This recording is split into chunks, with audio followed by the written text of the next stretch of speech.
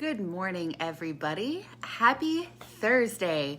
My name is Lindsey Funtik, and I am the coordinator of volunteer ministries at Ashland First United Methodist Church. And every Thursday, I hop on here to share a little bit about what the Lord is teaching me and some of my devotional thoughts for this week. So today I'm celebrating the fact that it is a bit warmer. I think today might be our last kind of really warm day, but I'm going to enjoy it while it's here. I also realize at the beginning of each of these videos, I give you a weather update. So it's nice and springy today. I hope you all are well. So if you are participating with Ashland First overall, Pastor Allen has been doing videos for reading the Bible in a year. And I know that every year, millions of people start this out. And I've heard many sing the praises of the discipline. And I've also heard many people say that they kind of got stuck right through, like, let's say Numbers to Deuteronomy, right where we are now. So I have been participating, but I am the first to admit that some pieces of scripture are a bit more difficult or a bit more interesting than others. And everyone has the things that they're drawn to. But I've been joining you in what sometimes feels like a slog. As Pastor Allen said this last Sunday in Deuteronomy, we're knee deep in law. So I've been learning a lot. But this past week, I think, I'm a little behind. I'll also admit that. But this past week, I was listening to the Bible Gateway app, and the website has where you can listen to the Bible as an audiobook. So I was listening to this deep, resonant voice read me some of the laws from Deuteronomy. And it came to Deuteronomy 4:23 through 24. It says, "Be careful not to forget the covenant of the Lord your God that he made with you. Do not make for yourselves an idol in the form of anything the Lord your God has forbidden. For the Lord your God is a consuming fire, a jealous God."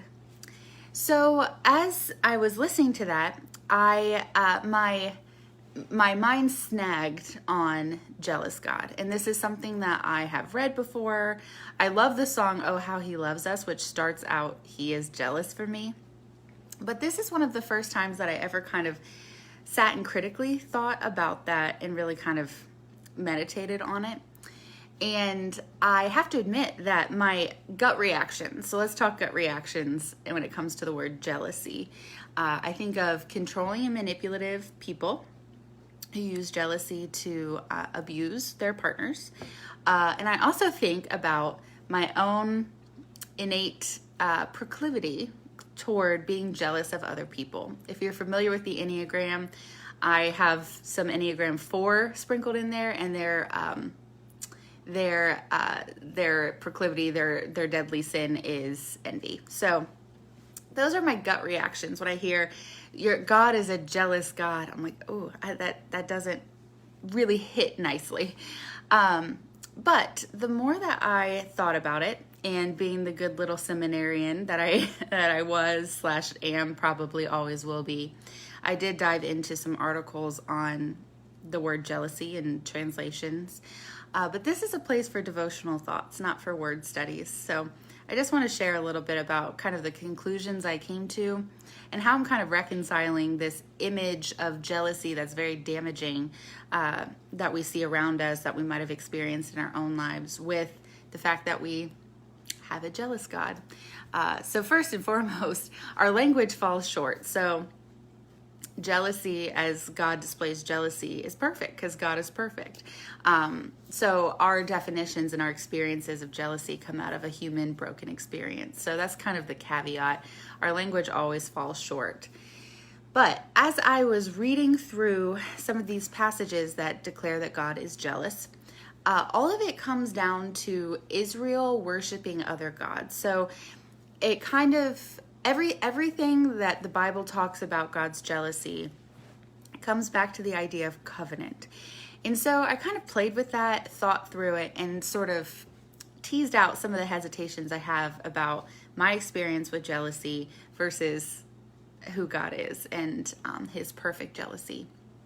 So when it comes to covenant, almost 3 years ago now, I stood up in front of my family and my friends at the front of a church and said my marriage vows to my husband. And in so doing, I entered into a covenant with him. And in a covenant, there are two parties, and both have their end of the bargain to hold up. So the same goes with God and his people, especially in the Old Testament. God is wedded to the people Israel, and they are in covenant with him. And so I think that we need to give God some grace, because I think sometimes we're like, oh, God is all jealous. I don't like that.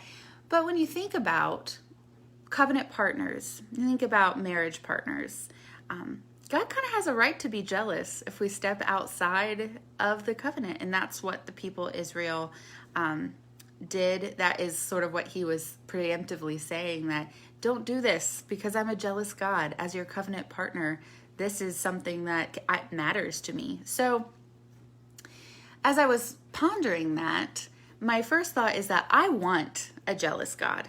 So I would never dream of cheating on my husband, but if something were to happen, I like to think that John would be jealous. I'd like to think that he cares enough about our promises to one another that he would be upset if something were to come between us.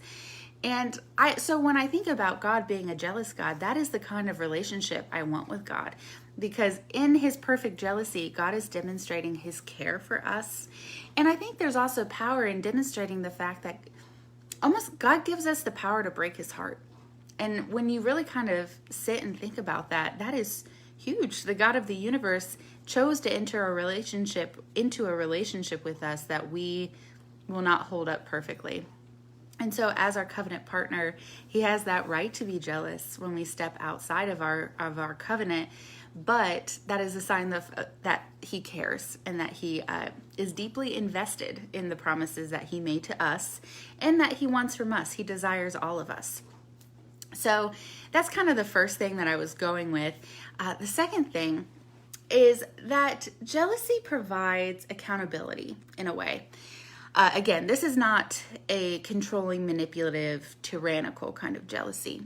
But if you imagine like a movie scene where a person is tempted to have an affair, they have their hand reaching out for the door handle of their potential lover's apartment, but then they're flooded with images of how their spouse would look if they were to find out. That the hurt, the anger, the betrayal, the jealousy that would be there.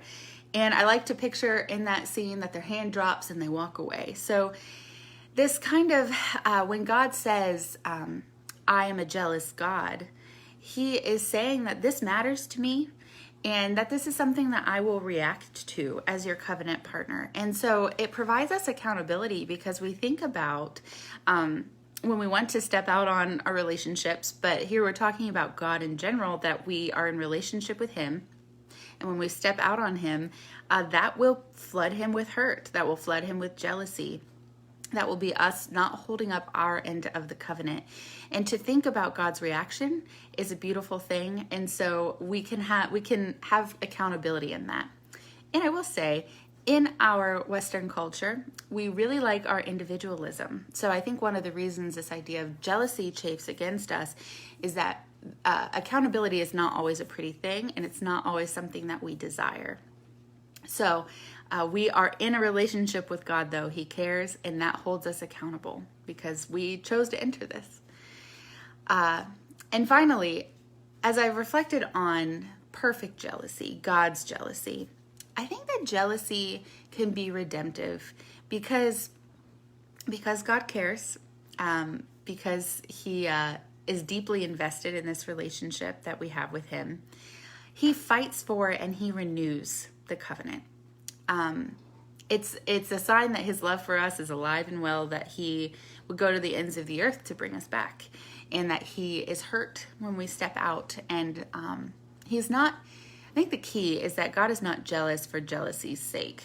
God is jealous for the renewal and the restoration of the relationship that is broken, or that it has potential to be broken. So in that way, jealousy can be redemptive because it's the actions he takes that leads us toward reconciliation.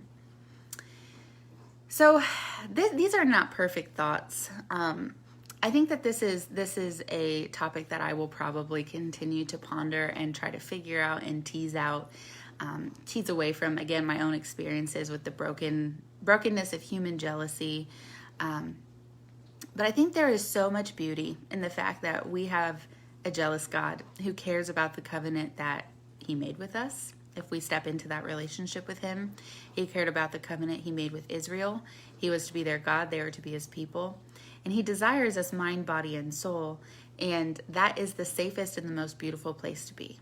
So I think our encouragement, or our challenge this week, your Lindsey challenge, and I'm taking inventory myself, is to sit and think about the ways in which you might be betraying that covenant in big and small ways. Am I giving myself over to destructive jealousy?